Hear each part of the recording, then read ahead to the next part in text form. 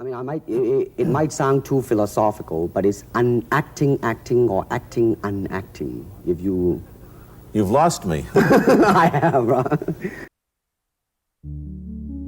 A ballroom in Washington, D.C., 1964.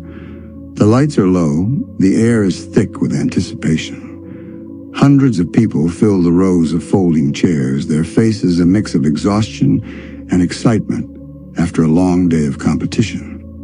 The polished wooden floor reflects the glow of the chandeliers above. The hum of voices is constant, punctuated by bursts of laughter and the occasional shout from the tournament floor. Tonight is the National Karate Championship, a gathering of the best martial artists from across the country. Fighters from 9 states, 7 distinct styles, all here to prove themselves.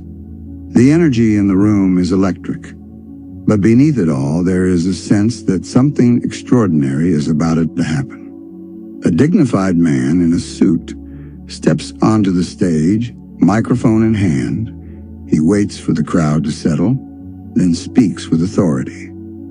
Ladies and gentlemen, thank you for your passion, your energy, and your respect for the art. Tonight, before we close, we have a special demonstration from our guest of honor, a man whose name is synonymous with speed, power, and victory. The applause is immediate and thunderous. Some people stand, others whistle. Even after 12 hours of non-stop competition, the crowd finds new energy for this moment.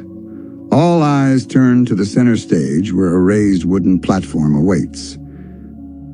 Victor Moore steps onto the platform. He is tall, imposing, his white GI immaculate, black belt wrapped 3 times around his waist. He bows to the audience, then to the judges. His reputation is legendary. 33 consecutive tournaments won, 11 years undefeated. His sidekick so fast, so precise that no one has ever managed to block it. Some call him arrogant, others say he has earned his pride. Victor takes the microphone, his voice deep and controlled. Thank you. Tonight I want to show you something special. My sidekick is considered the fastest in American martial arts. 33 tournaments, 33 first-place finishes, and not once has any opponent managed to block this kick. Respectful applause follows. Victor smiles, soaking in the admiration. He stands tall, confident, the center of attention. But in the third row, almost invisible among the crowd, sits a man who is not here for applause. He is small, unassuming, dressed in dark pants and a simple shirt. His eyes, however, are sharp, watching, analyzing, absorbing every detail. He sits quietly, hands folded in his lap, posture relaxed but alert. Bruce Lee. Unknown to most in this room, a teacher from Oakland, California. A man whose name one day will echo across continents. But tonight, he is just another face in the crowd. Victor Moore addresses the audience again. I don't want to demonstrate this kick on a punching bag. Anyone can kick a bag. I want to show you what it looks like against a real person. Someone who thinks they're fast. Someone who believes they can stop me. A hush falls over the room. No one moves. The bravest fighters do mental calculations and decide against volunteering. The silence grows heavy. Victor scans the crowd, his gaze searching for a willing participant. Style doesn't matter. Range doesn't matter. Get up here and try to block my kick. I'll withdraw it before full contact. No one will get hurt. He points into the crowd. His finger lands on Bruce Lee. You? The little guy in the third row. Want to see the fastest kick in America up close?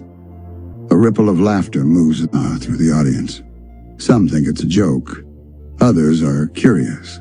A few, those who know, exchange worried glances. In that moment, the crowd sees only a mismatch. But legends are born from the unexpected. Bruce Lee stands, his movements smooth and unhurried. He nods politely, steps into the aisle, and walks toward the stage. The room is silent, all eyes on him. Ed Parker, a well-known martial arts promoter, sits in the front row. He leans over to a friend, whispering urgently. That's Bruce Lee. Victor just made the biggest mistake of his life. The master of ceremonies looks puzzled. The judges exchange glances. The crowd is a mix of amusement, skepticism, and a growing sense of anticipation. Sometimes the greatest stories begin with a single, fateful choice. Bruce Lee steps onto the platform. He and Victor Moore face each other. The size difference is obvious. Victor towers over Bruce, his frame broad and powerful. Bruce is smaller, lighter, but his presence is undeniable. Victor offers a handshake. Do you practice martial arts? Bruce answers calmly. Yes. What style? Chinese martial arts. Victor nods, a slight smirk on his lips. At that time, Kung Fu is seen as decorative, not practical. The crowd offers polite applause, nothing more. The stage is set. The champion and the unknown. Confidence versus calm. Power versus precision. The room holds its breath, waiting for what comes next. Victor steps back, assuming his stance. Bruce stands relaxed, hands at his sides, no visible tension. Victor's voice is steady. Just try to react. I'll hold back. Bruce nods. The crowd leans forward, the tension almost unbearable. Victor launches his famous sidekick, the move that has defeated every challenger before. The motion is a blur, his foot slicing through the air with incredible speed. But Bruce does not flinch. In a movement so fast it is almost invisible, he intercepts, redirects, and neutralizes the attack. The crowd gasps, unsure of what they have just witnessed. Victor resets, his confidence shaken. He tries again, this time with more force. Again, Bruce responds with effortless precision, his movements fluid and controlled. The audience is silent, stunned. For the first time, Victor Moore faces an opponent he cannot overwhelm. Victor lowers his leg, breathing heavier than before. He studies Bruce, searching for a weakness, but finds only calm. Bruce's face is unreadable, his eyes focused, his body loose and ready. The crowd is restless now, murmurs spreading like wildfire. Some are confused, others are in awe. A few begin to realize that something historic is unfolding before their eyes. Victor circles Bruce, trying to regain control of the moment. He feints, testing, but Bruce does not react to the bait. Instead, Bruce stands his ground, his posture relaxed but unyielding. Victor throws a punch, quick and sharp, but Bruce slips it with a subtle movement, barely shifting his weight. The audience leans in, captivated by the silent chess match on stage. Victor tries a combination, kick, punch, another kick, but Bruce intercepts each attack, redirecting the energy, never meeting force with force. It is as if he knows what Victor will do before Victor himself does. The judges exchange glances, their skepticism turning to fascination. The master of ceremonies watches in silence, sensing the gravity of the moment. Victor steps back, frustration flickering across his face. He raises his hand, signaling a pause. The crowd erupts in applause, some cheering, others simply stunned. Victor nods respectfully to Bruce, acknowledging his skill. For the first time in his career, Victor Moore has been matched and bested by someone he underestimated. Bruce bows slightly, a gesture of respect. Victor approaches him, voice low so only Bruce can hear. Who are you? Bruce answers quietly. I am a student, always learning. Victor nods, humble. He turns to the audience, raising Bruce's hand in the air. Ladies and gentlemen, tonight you have witnessed something extraordinary. The applause grows louder, filling the ballroom. Some spectators stand, others wipe tears from their eyes. The energy in the room has shifted. The legend of Victor Moore has been challenged, and a new legend is being born. Bruce steps back, blending into the shadows at the edge of the stage. He does not seek the spotlight. He is content to let his actions speak for themselves. The crowd continues to cheer, but Bruce is already thinking ahead, already searching for the next lesson, the next challenge. Victor addresses the audience, his voice steady but changed. Tonight I learned that true strength is not just in power or speed, but in adaptability, in humility, in the willingness to learn. He looks at Bruce, gratitude in his eyes. Thank you for the lesson. Bruce nods, offering a small smile. The two men bow to each other, a silent exchange of respect between warriors. The crowd watches, sensing that they have witnessed not just a contest of skill, but a meeting of minds, a passing of wisdom from one generation to the next. As the demonstration ends, the Master of Ceremonies returns to the stage, his voice filled with emotion. Let us remember that the greatest victories are not always won with fists, but with open minds and open hearts.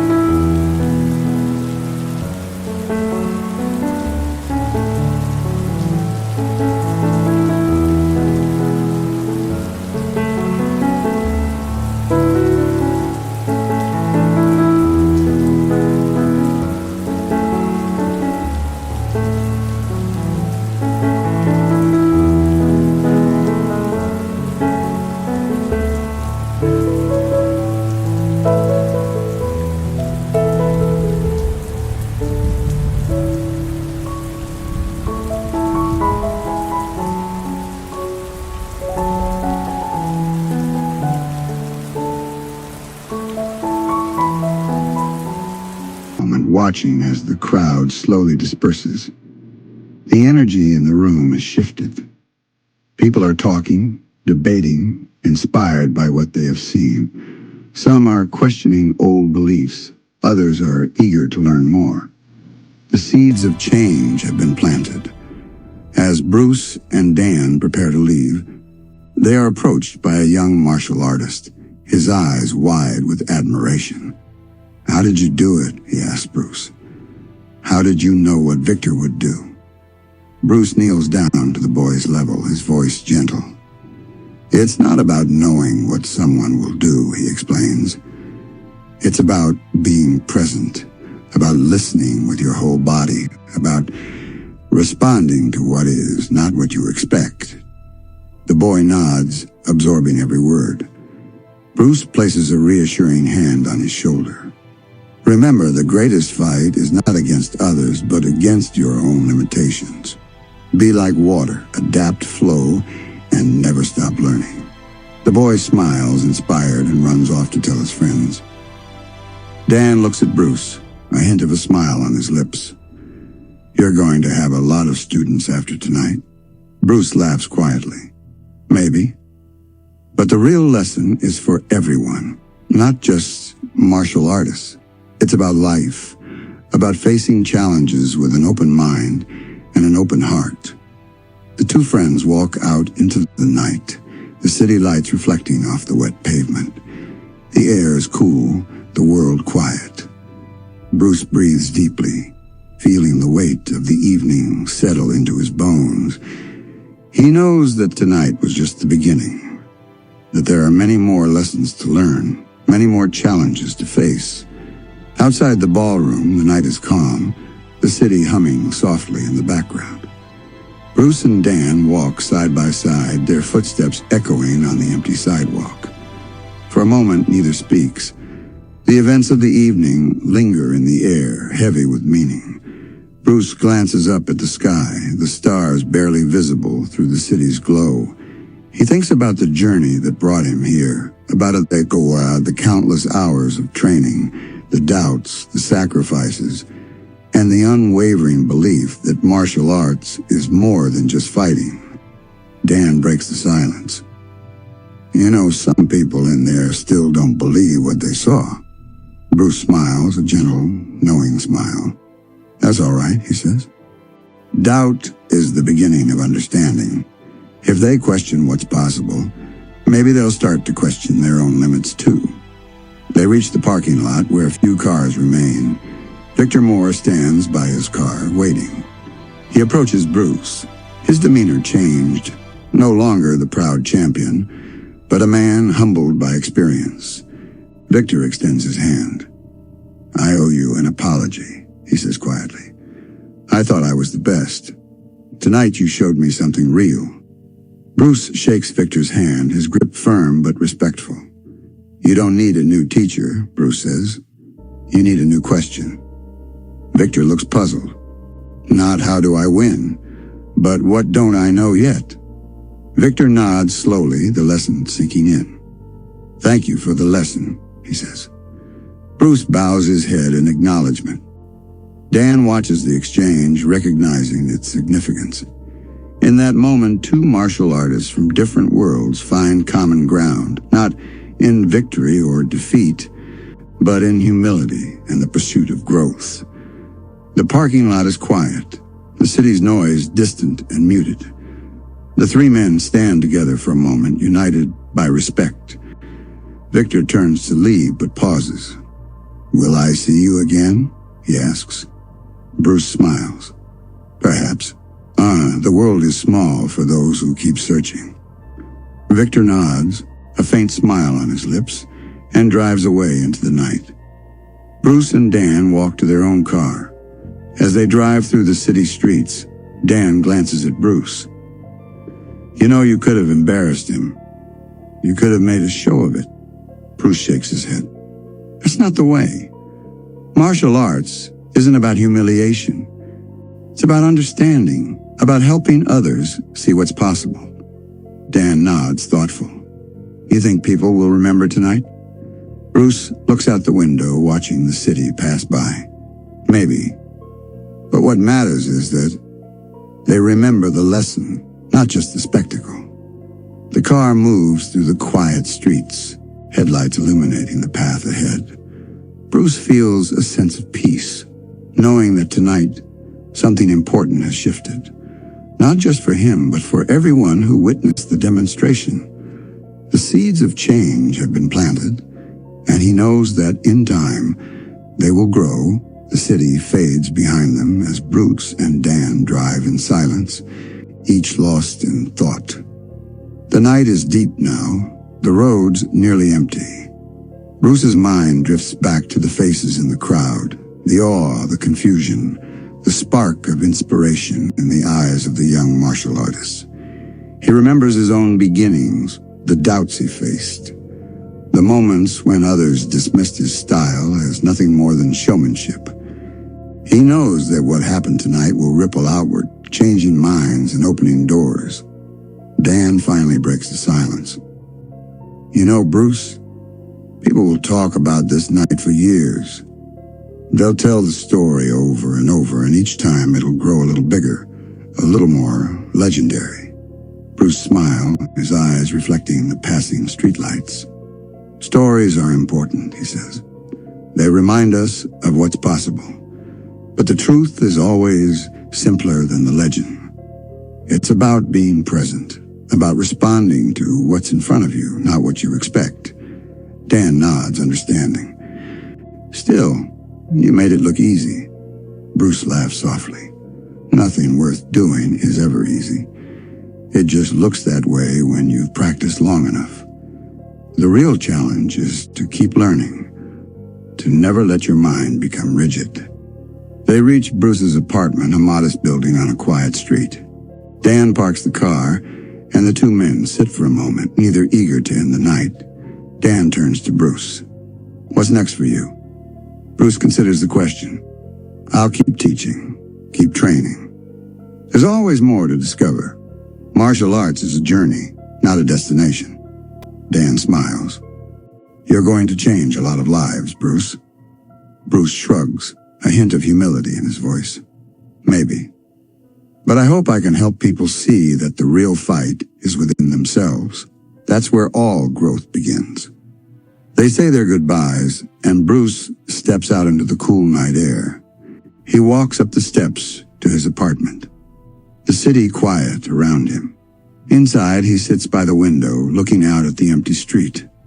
He reflects on the events of the evening. The challenge, the confrontation, the lesson. He knows that tonight was not just about martial arts, but about something deeper. The courage to face the unknown, the humility to learn, and the wisdom to keep searching. As he prepares for bed, Bruce writes a few notes in his journal. He jots down thoughts about the demonstration, about Victor Moore, about the young boy who asked him for advice.